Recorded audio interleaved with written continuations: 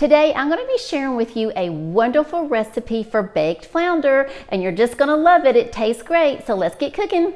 Here are the ingredients that we're going to use today for our baked flounder. We're going to start with some flounder, and you can use fresh flounder, or this is some flounder that Jade caught, probably about actually 6 months ago, and we vacuum sealed it. We're going to be using this evening.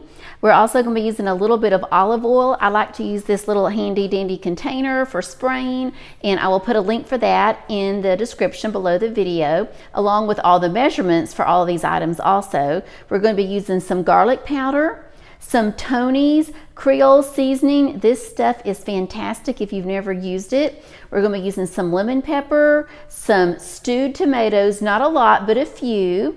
We're also going to have some shallots. Now I like to have some that are chopped up, and then I have a few that I put in little rings, and those are going to look really pretty on top of the flounder.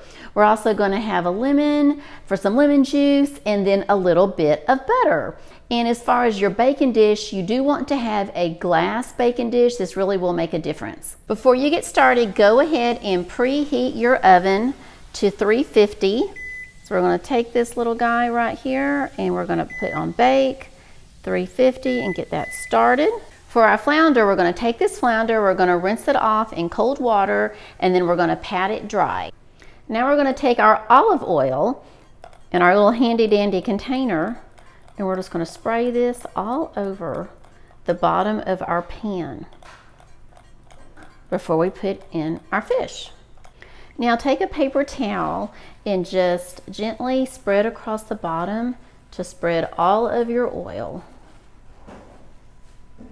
Our fish has been washed with cold water. It's been patted dry, and now I've placed it in our clear glass baking dish, and we have 5 pieces that we're going to be using tonight.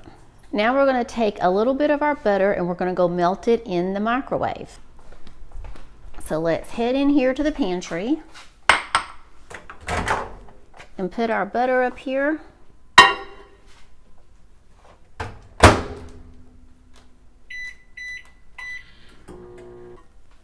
So let's check this real quick. It's doing great. We're just going to swirl it around a little, let that finish melting, and then we're going to brush this on both sides of our fish. Now we're going to take this melted butter, and we're going to brush this on both sides of your flounder. Here we go.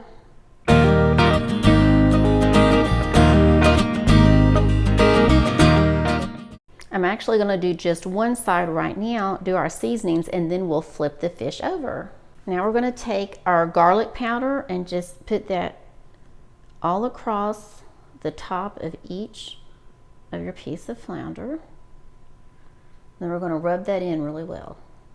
Okay, now we're going to do the same thing with the lemon pepper.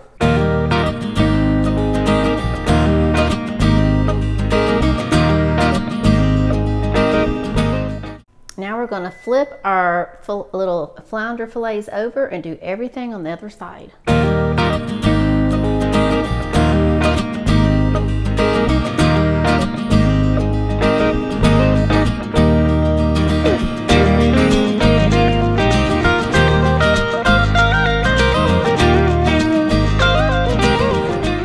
After you have all of your seasonings on both sides of your flounder, now we're going to take the stewed tomatoes, some little pats of butter, and then your shallots, and we're going to decorate the tops of each of your little fillets. Before that though, go ahead and take your lemon here, slice it, and put a little bit of fresh lemon juice on the top of every one.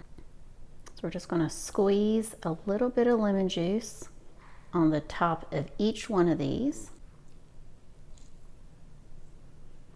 Okay, and so now we're going to just put a little bit of butter, some little pats of butter on there first. Put a couple of those. Here we go. There's a butter pat, there's the butter. We're going to put one on the top of each one of these. Let's take our roasted tomatoes next and put a few of those on.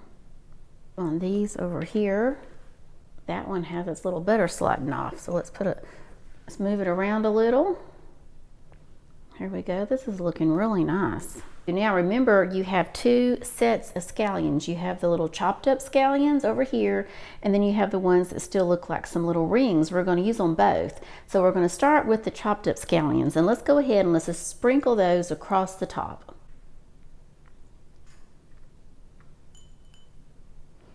Okay, all along. Well, this is not even cooked yet, and it already smells good. And then after you've done that, some little rings. Here we go. Here we go.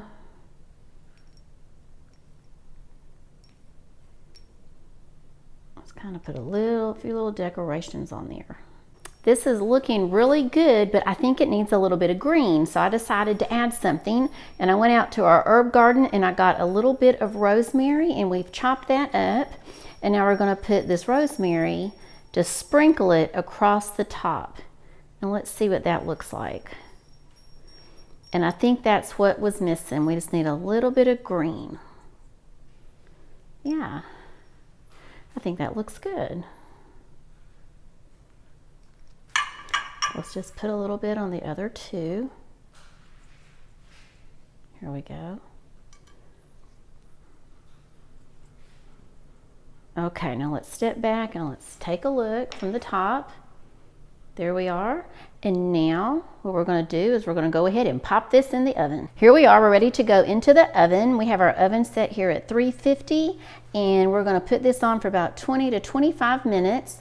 We'll probably need to go for about 25 minutes, but we're going to check it at 20. So let's go ahead and push it on in there, and we'll be back in just a few minutes. So let's take a peek. It looks just wonderful. Now we're going to take it out.